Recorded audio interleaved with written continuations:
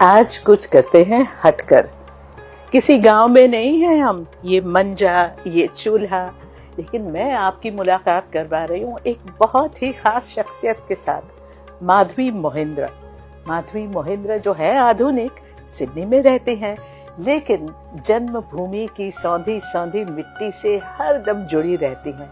चाहे वो क्लासिकी संगीत के माध्यम से हो, क्लासिकी या फोक नृत्य के माध्यम से, या फिर मिट्टी के इस खूबसूरत चूल्हे से जिसका उठता हुआ धुआं आकाश की तरफ हमें ले जाता है भारत के उन गांवों में जहां कभी हमने नानी जी या दादी जी के हाथ की रसोई खाई होगी। देखिए, कोई भी चीज़ जब आप करते हैं वो उसके पीछे आपका बचपन ज़रूर जुड़ा होता है, आपके संस्कार, आप किस माहौल में पले बड़े हैं। और मैं अपने आप को बहुत ही ज़्यादा खुशकिस्मत समझती हूँ कि मैं एक ऐसे परिवार से हूँ कि जो बहुत मॉडर्न, बहुत ट्रेडिशनल, एजुकेशन लाइन में और आर्टिस्टिक लाइन में। 1990 तक मेरे घर में चूल्हे पे ही खाना बनता था और हमें बहुत शौक था। जब कभी मैंने बनाया नहीं खाना, कुछ कहीं मतलब गैस पे भी नहीं बनाया था, लेकिन खाना क्योंकि पसंद था तो वही दिल करता था कि वही खुशबू कहीं मिले, चूल्हे की खुशबू मिले।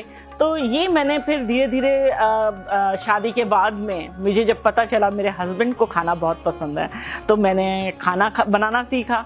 और उसके साथ ही फिर हमने अपने घर में छत पर चूल्हा बनाया था, जो इंडिया में।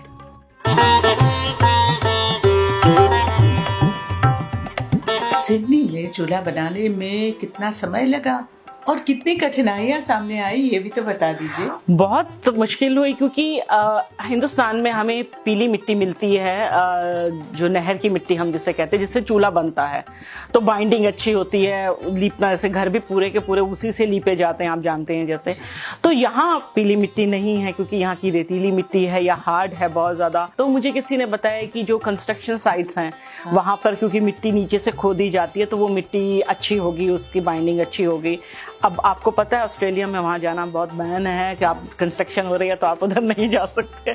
तो वो किसी तरह से मैनेज किया, किसी को थोड़ा हेल्प ले करके, और वो मिट्टी लाए, वो मैंने बनाया ईंटें रख करके, और उसको चूल्हा, कुछ मैंने गार्डन की मिट्टी को भी खोद करके उसको मिक्स किया।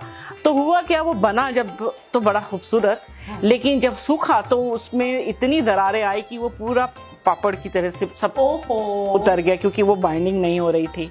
फिर मुझे याद आया कि जब वहाँ हिंदुस्तान में हम बनाते थे तो गाय का गोबर, भैंस का गोबर मिलाते थे ताकि उससे भी बाइंडिंग आते।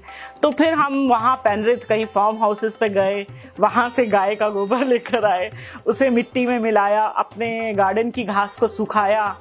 तो इंडिया में उसको तूड़ी बोलते हैं हम, जब सूखी हुई घास भैंस को, जानवरों को हम खिलाते हैं जो, तो उसको फिर उसमें मिलाया, उसको मिक्स करके, और फिर वो हमने उसको बनाया।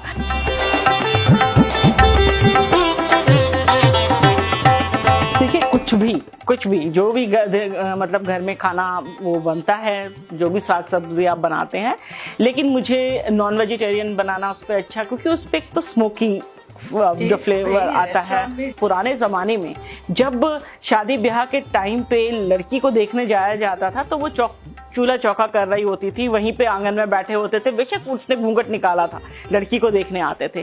तो वो ये देखते थे खाना बनाना आता है, इसलिए नहीं कि इतना बड़ा परिवार चलाना है, वो ये देखने के लिए कि हिंदुस्तानी खाना चूल्हे पे बनाने के लिए पेशेंस चाहिए, लड़की में पेशेंस कितनी है जिससे आगे जाकर के पूरा परिवार चलाना है। अगर लकड़ी अच्छी नहीं है तो धुआं जो उठता पोल्यूशन के लिए, जो हमारा आज की डेट में हमें अपने वातावरण का बहुत ख्याल रखना है, हम इतना ज़्यादा उसको देख रहे हैं, तो मैं उसका हमेशा ध्यान रखती हूँ कि भाई अगर लकड़ियाँ जो हैं वो ऐसी हों कि गीली ना हो, थोड़ी सूखी हुई लकड़ियाँ हों, अच्छी क्वालिटी की हों, तो वो धुआं ना करे। वंस इन अ वाइल अगर आप थोड़ा ध्यान रख के कभी वीकेंड्स पे और कभी खास मौक़ों पे कुछ कर सकते हैं तो आई थिंक इट्स वर्थ।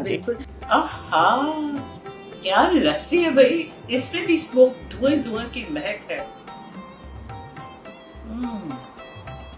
और ये रोटी, मक्के की रोटी है, दाल है, मखनी, और इससे ज्यादा इंसान क्या चाहता है यहाँ पर।